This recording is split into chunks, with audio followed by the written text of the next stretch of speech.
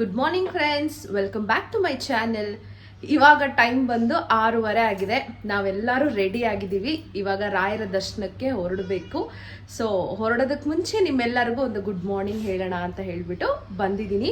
ಇನ್ನು ಯಾರೆಲ್ಲ ನನ್ನ ಚಾನೆಲ್ನ ಸಬ್ಸ್ಕ್ರೈಬ್ ಮಾಡ್ಕೊಳ್ದೆ ನೋಡ್ತಾ ಇದ್ದೀರಾ, ದಯವಿಟ್ಟು ಸಬ್ಸ್ಕ್ರೈಬ್ ಮಾಡಿಕೊಂಡು ನನ್ನ ಚಾನೆಲ್ನ ನೋಡಿ ನಂಗೆ ಸಪೋರ್ಟ್ ಮಾಡಿ ಅಂತ ಕೇಳ್ತಾ ಇದ್ದೀನಿ.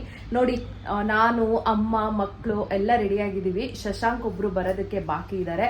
ಅವ್ರಿಗೆ ಅವಾಗಿಂದ ಸೈರನ್ ಕೊಡ್ತಾನೆ ಇದೀವಿ, ಬಾ ಶಶಾಂಕ್, ನಾವು ರೆಡಿ ಆದ್ವಿ, ಬಾ ಬಾ ಅಂತ. ಬಟ್ ಇನ್ನ ಅವರು ಸ್ನಾನ ಮುಗಿಸ್ಕೊಂಡು ಬಂದಿಲ್ಲ. ನೀವು ಲೈಕ್ ಮಾಡಿ, ಶೇರ್ ಮಾಡಿ, ಸಬ್ಸ್ಕ್ರೈಬ್ ಮಾಡಿ, ಹಂಗೆ ಸಪೋರ್ಟ್ ಮಾಡಿ. ಥ್ಯಾಂಕ್ ಯು ಹೇಳು. Thank you. ಹೇಳಪ್ಪ. ಲೈಕ್ ಮಾಡಿ, ಶೇರ್ ಮಾಡಿ, ಥ್ಯಾಂಕ್ ಯು. ಸಬ್ಸ್ಕ್ರೈಬ್ ಮಾಡಿ ಹೇಳು. ಸಬ್ಸ್ಕ್ರೈಬ್ ಮಾಡಿ, ಥ್ಯಾಂಕ್ ಯು. ಬಾ ಬಾ ಶಶು, ಬೇಗ ಹೊರಡೋಣ. ನಾವೆಲ್ಲ ರೆಡಿ ಆದ್ವಿ.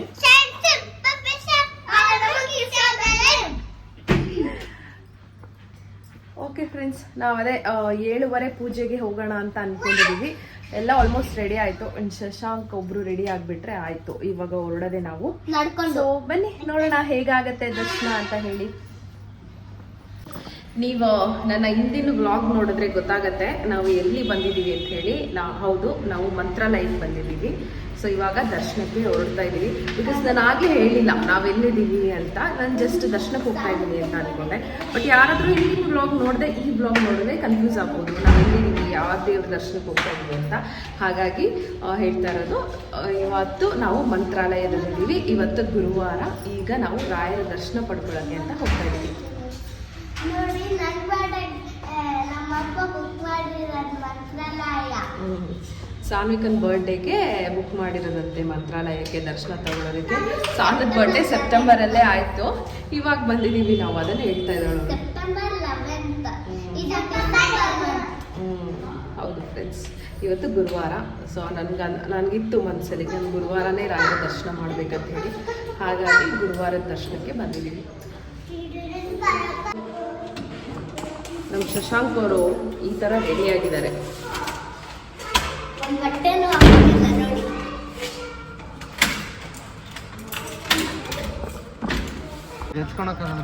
ಇವಾಗ ಟೈಮ್ 6:45 ಆಗಿದೆ. ತುಂಬ ಮಂಜಿದೆ ಅಂತೆ. ವಿನಿಷ್ಕ ಹೇಳೋದು ತುಂಬ ಮಂಜಿದೆ ಅಂತ. ಇನ್ನ ಮಂಜು ಹಾಗೆ ಇದೆ ಫ್ರೆಂಡ್ಸ್. ಡಿಸೆಂಬರ್ ಟೈಮ್ ಬೇರೆ ಅಲ್ಲ, ಹಾಗಾಗಿ. ಇನ್ನೇನು ದರ್ಶನಕ್ಕೆ ಅಂತ ಹೇಳಿ ಒಳಗೆ ಹೋಗ್ತಾ ಇದ್ವಿ. ಅಷ್ಟರಲ್ಲಿ ನಮ್ಮ ಫ್ಯಾಮಿಲಿ ಫ್ರೆಂಡ್ ಕೂಡ ಸಿಕ್ಕಿದ್ರು. ಇವರು ಗುರು ಅಣ್ಣ ಅಂತ ಹೇಳಿ. ಇವರು ನಮ್ಮ ದಕ್ಷಿಣ ಕನ್ನಡದವರೇ. ನನ್ನ ತಂದೆಗೆ ತುಂಬ ಬೇಕಾದವರು. ನನ್ನ ತಂದೆ ಮತ್ತು ಇವ್ರ ತಂದೆ ಎಲ್ಲ ಒಟ್ಟಿಗೆ ಬೆಂಗಳೂರಿಗೆ ಸ್ಟಾರ್ಟಿಂಗಲ್ಲಿ ಬಂದಾಗ ಕೆಲಸ ಮಾಡ್ತಿದ್ರಂತೆ. ಸೊ ಅವ್ರು ಸಿಕ್ಕಿದ್ದು ಖುಷಿ ಆಯಿತು. ಎಷ್ಟು? 50. 50? 2 ಸಾಕಲ್ಲವ ನಮ್ಮೊಂದು?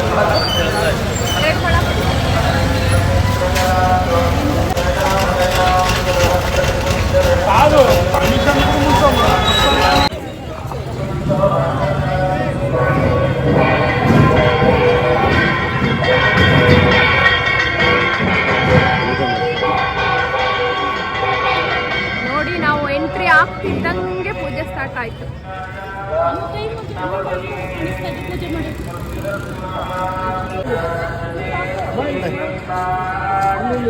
ಶಶಾಂಕ್ ನೋಡಿ,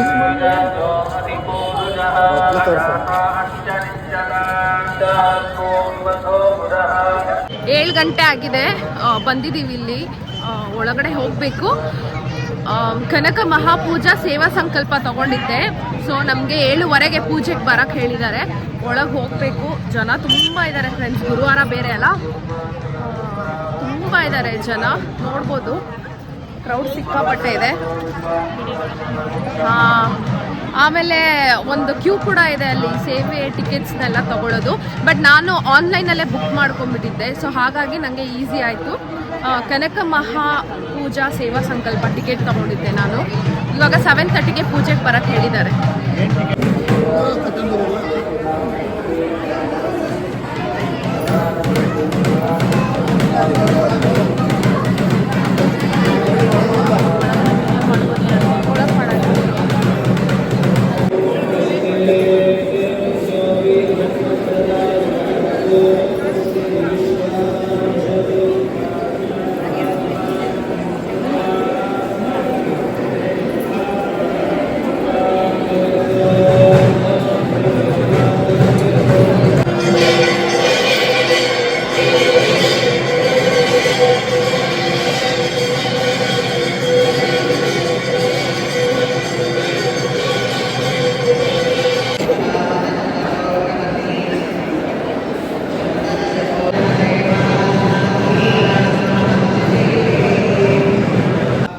ನಮ್ಮ ಪುಣ್ಯ ಅಂತ ಅನಿಸುತ್ತೆ. ಅವತ್ತು ನೋಡೋದಕ್ಕೆ ಸುಬುಧೇಂದ್ರ ತೀರ್ಥರು ಕೂಡ ಸಿಕ್ಕಿದ್ರು. ಅವ್ರು ಆಗಷ್ಟೇ ರಾಯರ ಪೂಜೆ ಮುಗಿಸ್ಕೊಂಡು ಹೊರಡ್ತಾ ಇದ್ರು.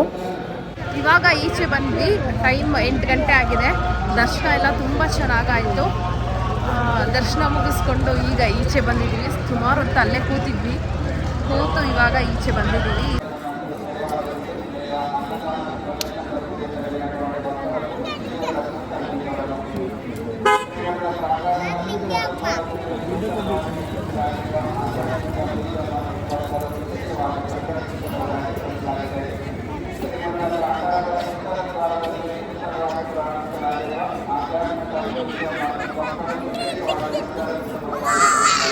ಈಗ ಬ್ರೇಕ್ಫಾಸ್ಟ್ ಮಾಡೋಕ್ಕೆ ಅಂತ ಹೇಳಿ ಬಂದಿದ್ದೀವಿ.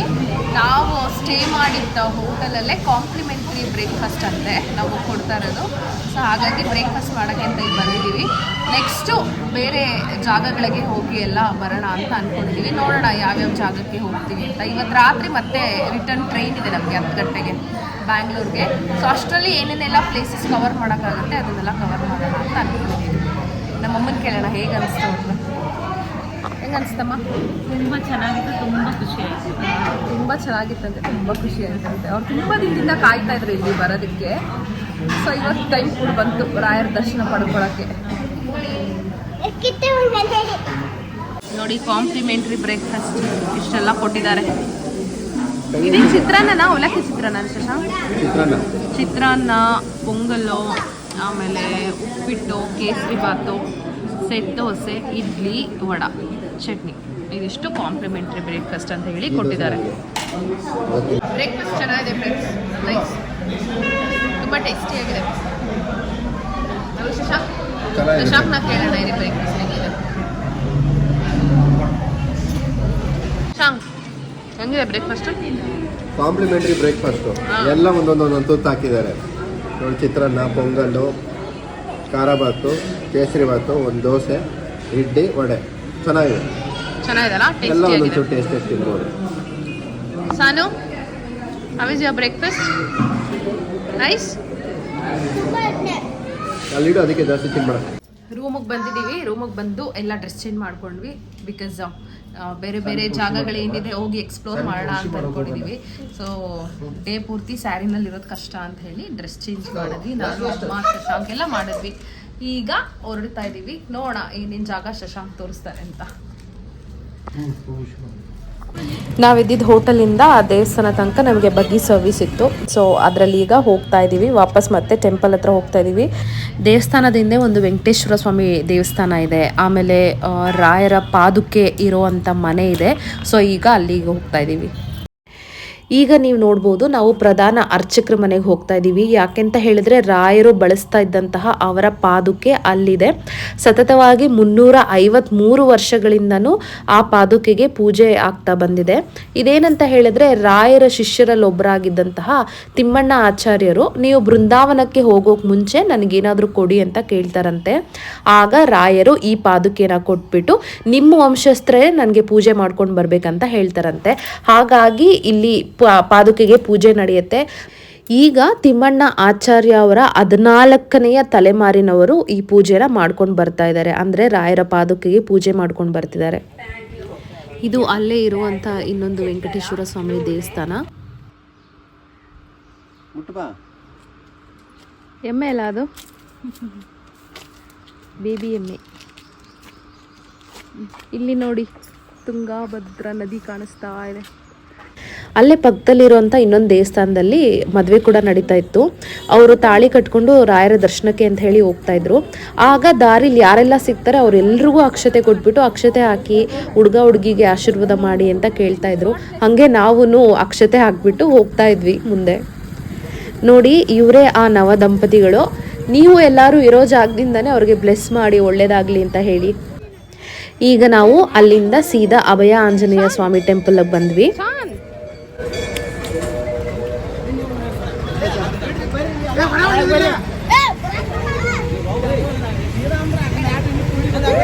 ಸೂಪರ್. ಎಲ್ಲಿಂದ ಶುಗರ್ ಕೆನ್ನು? ಓ, ಇಲ್ಲೇ ಬೆಳೆದಿರೋದು ಕಬ್ಬು.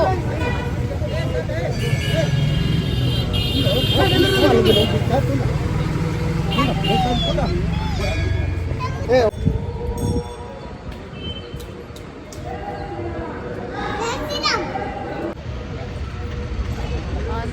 ಸ್ವಾಮಿ.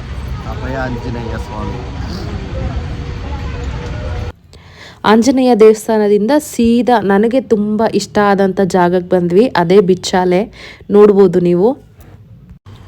ಈ ಬಿಚ್ಚಾಲೆನಲ್ಲಿ ರಾಯರು ಸುಮಾರು 13 ವರ್ಷಗಳು ಇಲ್ಲೇ ಇರ್ತಾರಂತೆ ತನ್ನ ಶಿಷ್ಯರಾದಂಥ ಅಪ್ಪಣ್ಣಾಚಾರ್ಯ ಅವ್ರ ಜೊತೆ. ಮತ್ತು ಈ ತುಂಗಭದ್ರಾ ನದಿ ಏನು ನೋಡ್ತಿದ್ದೀರಾ, ಇದರ ದಡದಲ್ಲಿ ಅವರು ಯಾವಾಗಲೂ ಕುತ್ಕೊಂಡು ಮೆಡಿಟೇಷನ್ ಮಾಡ್ತಿರ್ತಾರಂತೆ ಫ್ರೆಂಡ್ಸ್. ಈಗಲೂ ಅಷ್ಟೇ ನಾವು ಹೋದರೆ ಅದನ್ನೆಲ್ಲ ಫೀಲ್ ಮಾಡ್ಬೋದು. ಅಷ್ಟು ಶಾಂತಿ ಸಿಗತ್ತೆ, ಅಷ್ಟು ನೆಮ್ಮದಿಯಾಗಿದೆ ಜಾಗ.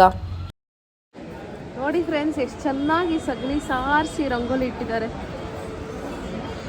ನೋಡೋಕ್ಕೆ ಎಷ್ಟು ಚಂದ.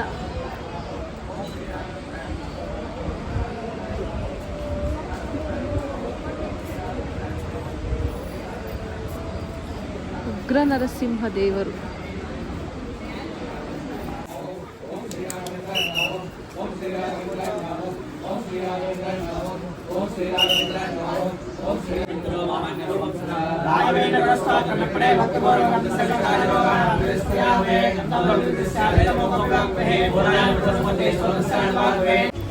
ಇದು ರಾಯರ ಅಡುಗೆಗೆ ಬಳಸ್ತಾ ಇದ್ದಂಥ ಒಳಕಲ್ಲು. ಅಪ್ಪಣ್ಣಾಚಾರ್ಯವರು ಅಡುಗೆ ಮಾಡಿ ಕೊಡೋರಂತೆ ರಾಯರಿಗೆ. ಈಗ ನಾವು ಬಂದಿರೋದು ಅಪ್ಪಣ್ಣಾಚಾರ್ಯ ಅವರ ಮನೆಗೆ. ರಾಯರು ಅಪ್ಪಣ್ಣಾಚಾರ್ಯ ಅವ್ರ ಜೊತೆಯಲ್ಲಿ ಈ ಮನೇಲೇ ವಾಸ ಇದ್ದಂಥದ್ದು. ಅಪ್ಪಣ್ಣಾಚಾರ್ಯರು ಯಾರು ಅಂದ್ರೆ ರಾಯರ ಅಂತರಂಗ ಶಿಷ್ಯರು. ಅಪ್ಪಣ್ಣಾಚಾರ್ಯರು ಹಾಗೂ ರಾಯರು ಈ ಮನೆಯಲ್ಲಿ 13 ವರ್ಷಗಳ ಕಾಲ ಜೊತೆಲೇ ಇದ್ರು. ರಾಯರಿಗಿಂತ 2 ವರ್ಷ ದೊಡ್ಡವರಾದ್ರೂ ಕೂಡ ಅಪ್ಪಣ್ಣಾಚಾರ್ಯರು ಅವ್ರು ಸೇವೆ ಮಾಡ್ತಾ ಇದ್ರು. ಗುರುಗಳ ಸೇವೆ ಮಾಡೋದ್ರಿಂದ ಬಹಳ ಪುಣ್ಯದ ಕೆಲಸ ಅಂತ ಹೇಳಿ ದಿನನಿತ್ಯ ಅವ್ರು ಸೇವೆ ಮಾಡ್ತಾ ಇದ್ರು. ಇಲ್ಲಿ ಪೂಜೆ ಆದ್ಮೇಲೆ ಒಂದು ಬೆಳ್ಳಿ ಬಟ್ಲಲ್ಲಿ ಹಾಲು ಇಡ್ತಾ ಇದ್ರು. ಹೊರಗಡೆ ಗ್ರಿಲ್ ಹಾಕಿದಾರಲ್ಲ, ಅಲ್ಲಿ ರಾಘವೇಂದ್ರ ಸ್ವಾಮಿಗಳು ವಿಶ್ರಾಂತಿ ತಗೊಂಡಿದ್ದ ಜಾಗ, ಅಲ್ಲಿ ಹಾಲು ಇಡ್ತಾ ಇದ್ರು. ಇಲ್ಲಿಂದ ಹುತ್ತದಿಂದ ಆಚೆ ಹೋಗಿ ಹಾಲು ಕುಡಿದು ಮತ್ತೆ ಹುತ್ತಕ್ಕೆ ಸೇರ್ತಾ ಇದ್ರು. ಇಲ್ಲೊಂದು ಸರ್ಪ ಇತ್ತು ಜೀವಂತವಾಗಿ, ಕೃಷ್ಣ ಸರ್ಪ ಅಂತ ಹೇಳಿದ್ರು ಹೆಸರು. ಹಾಲು ಕುಡಿದ್ಮೇಲೆ ಮತ್ತೆ ಹುತ್ತಕ್ಕೆ ಸೇರ್ತಾ ಇತ್ತು. ಅದನ್ನ ರಾಯರು ಗಮನಿಸ್ತಾರೆ. ಗಮನಿಸಿ ಅಪ್ಪಣ್ಣಾಚಾರ್ಯರಿಗೆ ಹೇಳ್ತಾರೆ, ಅಪ್ಪಣ್ಣ ಮನೆಯಲ್ಲಿ ಬರೋ ಜನರು ಎದುರ್ತಾ ಇದ್ದಾರೆ ಆ ಸರ್ಪನ ನೋಡಿ ಅಂತ ಹೇಳಿ ವಿಶ್ರಾಂತಿ ತಗೊಂಡಿದ್ದ ಜಾಗದಲ್ಲಿ ರಾಘವೇಂದ್ರ ಸ್ವಾಮಿಗಳು ದೇವರಿಗೆ ಪ್ರಾರ್ಥನೆ ಮಾಡ್ತಾರೆ. ರಾಯರ ಪ್ರಾರ್ಥನೆಗೆ ಜೀವಂತವಾಗಿದ್ದ ಸರ್ಪ ಹುತ್ತದಲ್ಲೇ ಶಿಲೆ ಆಗತ್ತೆ. ಅದೇ ಶಿಲೆನ ಹುತ್ತದಿಂದ ತೆಗೆದು ರಾಘವೇಂದ್ರ ಸ್ವಾಮಿಗಳು ಪ್ರತಿಷ್ಠಾಪನೆ ಮಾಡಿದ್ದಾರೆ. ಈ ರೌಂಡ್ ಏನಿದೆ ಹಾವಿನ ಎಡೆ, ಇದು ಕೃಷ್ಣನ ಮುಖ, ಸಣ್ಣದೊಂದು ಕಿರೀಟ, ಇಲ್ಲಿಂದ ನವಿಲ್ಗೆರೆ, ಚಕ್ರ, ಶಂಖ, 2 ಕಣ್ಣು, ಅಂಬೇಗಾಲ ಕೃಷ್ಣ. ಇಲ್ಲಿ ಪ್ರತಿ ಮಂಗಳವಾರ ಹಾಗೂ ಷಷ್ಠಿ ದಿವಸ ಅಭಿಷೇಕ ಇರುತ್ತೆ. ಮಂಗಳವಾರ ಪಂಚಾಮೃತ ಅಭಿಷೇಕ ಹಾಗೂ ಷಷ್ಠಿ ದಿವಸ ಕ್ಷೀರಾಭಿಷೇಕ ಇರುತ್ತೆ. ಮನೇಲಿ ಯಾರಿಗಾದ್ರೂ ಮದುವೆ ಆಗಿಲ್ಲ, ಸಂತಾನ ಆಗಿಲ್ಲ, ಸ್ವಲ್ಪ ದೋಷಕ್ಕೆ, ಕುಜ ದೋಷಕ್ಕೆ 5 ಮಂಗಳವಾರ ಅಥವಾ 7 ಮಂಗಳವಾರಕ್ಕೆ ಅಭಿಷೇಕ ಇರುತ್ತೆ. 5 ಮಂಗಳವಾರಕ್ಕೆ ಷಷ್ಠಿ, 7 ಮಂಗಳವಾರಕ್ಕೆ 3 ಷಷ್ಠಿ ಇರುತ್ತೆ. ಷಷ್ಠಿ ಅಂದ್ರೆ ಬಹಳ ಇಷ್ಟ. ಹಾಗೇನೆ ಇಲ್ಲಿ ಗೂಡಲ್ಲಿ ಇರೋದು ಅಪ್ಪಣ್ಣಾಚಾರ್ಯರು ಪ್ರತಿಷ್ಠಾಪನೆ ಮಾಡಿರೋ ಪ್ರಾಣದೇವರು ಆಂಜನೇಯ ಸ್ವಾಮಿ. ಅಲ್ಲಿ ಎದುರಿಗೆ ಪಾಂಡುರಂಗ ವಿಠಲ ಇದ್ದಾರೆ. ಅದು ರಾಯರಿಂದ ಪೂಜಿಸಲ್ಪಟ್ಟಿದ್ದು ಪಂಚಲೋಹ ವಿಗ್ರಹ. ದರ್ಶನ ಮಾಡ್ಕೊಳ್ಳಿ. ಯಾರಾದ್ರೂ ಅಭಿಷೇಕ ಅಥವಾ ಸಂಕಲ್ಪ ಕೊಡೋದಿದ್ರೆ ಟೇಬಲ್ ಹತ್ರ ಬರ್ಸ್ಬೋದು. ಇದು ರಾಯರು ವಿಶ್ರಾಂತಿ ಮಾಡ್ತಾ ಇದ್ದಂತಹ ಜಾಗ, ಅಂದರೆ ರಾಯರು ಮಲ್ಕೊಳ್ತಾ ಇದ್ದಂಥ ಜಾಗ. ಅಲ್ಲಿಂದ ನಾವು ಸೀದಾ ಪಂಚಮುಖಿ ಆಂಜನೇಯ ಟೆಂಪಲ್ಗೆ ಹೋದ್ವಿ. ಅಲ್ಲಿ ಹೋದರೆ ಸಿಕ್ಕಾಪಟ್ಟೆ ಜನ ರಶ್ ಇದ್ದರು. ಆದರೂ ಲೈನಲ್ಲಿ ನಿಂತ್ಕೊಂಡು ವೆಯ್ಟ್ ಮಾಡಿ ದರ್ಶನ ಮುಗಿಸ್ಕೊಂಡು ಬಂದ್ವಿ. ಎಲ್ಲ ರೌಂಡ್ಸ್ ಮುಗಿಸ್ಕೊಂಡು ಬಂದ್ವಿ. ಇವಾಗ ಲಂಚ್ಗೆ ಅಂತ ಹೇಳಿ ಬಂದಿದ್ದೀವಿ. ಲಂಚ್ ಮಾಡಬೇಕು. ಲಂಚ್ ಮಾಡಿ ರೂಮ್ಗೆ ಹೋಗಿ ರೆಸ್ಟ್ ಮಾಡೋಣ ಅಂತ ಇದ್ವಿ. ರೂಮ್ಗೆ ಹೋಗಿ ಸ್ವಲ್ಪ ರೆಸ್ಟ್ ಮಾಡಿ ಮತ್ತೆ ಇನ್ನೊಂದು ಸಲ ರಾಯರ ದರ್ಶನ ಮಾಡಿಕೊಂಡು ಹೊರಡೋಣ ಅಂತ ಅಂದ್ಕೊಂಡಿದ್ವಿ. ನೈಟ್ 11 ಗಂಟೆಗೆ 11:30 ಟ್ರೈನ್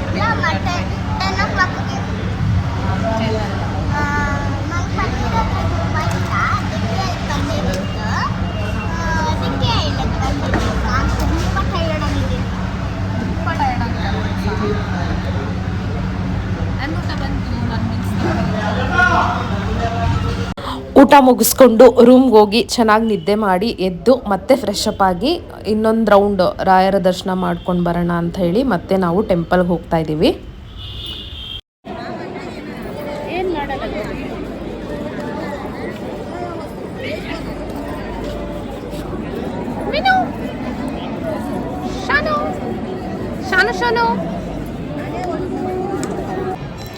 ಈವ್ನಿಂಗು ಮತ್ತೆ ರಾಯರ ದರ್ಶನ ಪಡ್ಕೊಂಡು ರಥೋತ್ಸವ ಸೇವೆಗಳನ್ನೆಲ್ಲ ನೋಡಿಕೊಂಡು ಊಟ ಮಾಡಿಕೊಂಡು ನಾವು ರಿಟರ್ನ್ ಬ್ಯಾಂಗ್ಳೂರ್ಗೆ ಹೊರಟ್ಬಿಟ್ವಿ.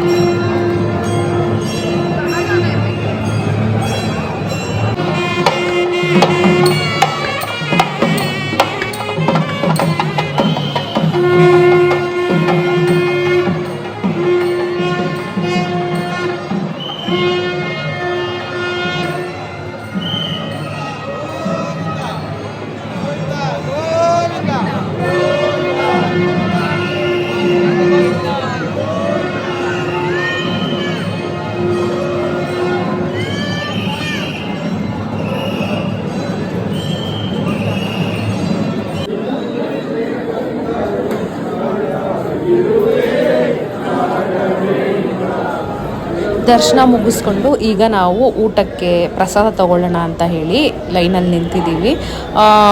ಊಟಕ್ಕಿದ್ದಿದ್ದ ಲೈನ್ ಕೂಡ ಸ್ವಲ್ಪ ದೊಡ್ಡದಾಗೆ ಇತ್ತು ಅಂತ ಹೇಳ್ಬೋದು.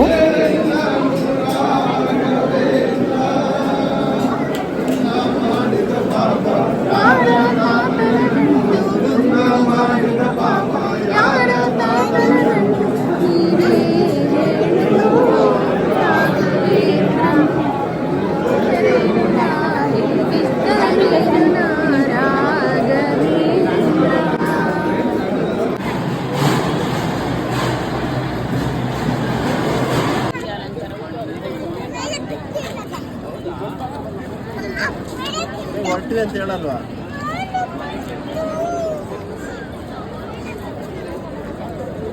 ಮತ್ತೆ 2ನೇ ಸಲ ದರ್ಶನ ಮಾಡಿಕೊಂಡು ಇವಾಗ ಹೊರಡ್ತಾ ಇದ್ದೀವಿ.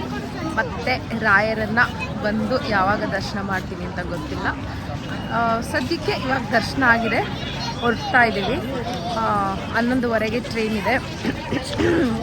ಇವಾಗ ರೂಮ್ಗೆ ಹೋಗಿ ಲಗೇಜ್ ಎಲ್ಲ ಇಟ್ಕೊಂಡು ರೈಲ್ವೆ ಸ್ಟೇಷನ್ಗೆ ಹೋಗಬೇಕು. ನೋಡಿ ನನ್ನ ಮಕ್ಕಳು ಬರೀ ಜಗಳ ಮಾಡ್ಕೊಳ್ಳೋದು, ಇಬ್ರು ಜಗಳ ಮಾಡ್ಕೊಳ್ಳೋದು, ಹೊಡೆದಾಡ್ಕೊಳ್ಳೋದು ಅಷ್ಟೇ ಅವ್ರದ್ದು.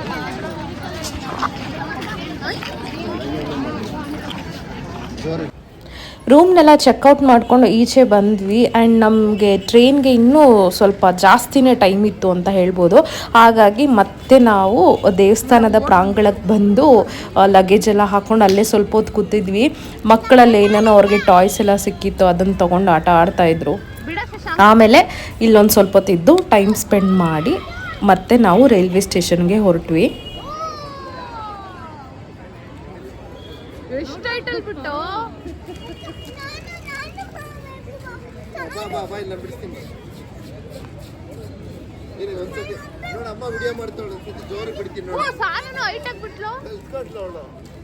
ಅವಳೆಲ್ಲ ಬೇಗ ಬೇಗ ಪಟ್ ಅಂತ ಕಾಣ್ತಾಳೆ ಸಾನು.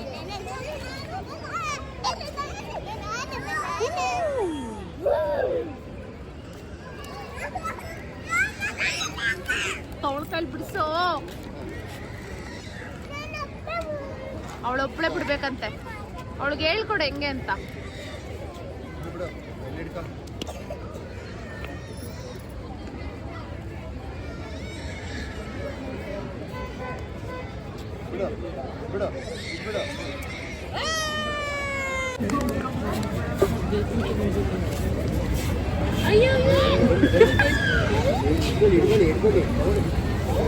ವಿನೋ ಈ ಕಡೆ ಬಮ್ಮ. ಈ ವಿನಿಷ್ಕಾ, ವಿನೋ ಅದಕ್ಕೆ ಬೇಕು ಒಂದ್ಸಲ ಕೊಟ್ಬಿಡು, ಇಟ್ಕೊಳ್ಳಿ ಹೋಗ್ಲಿ.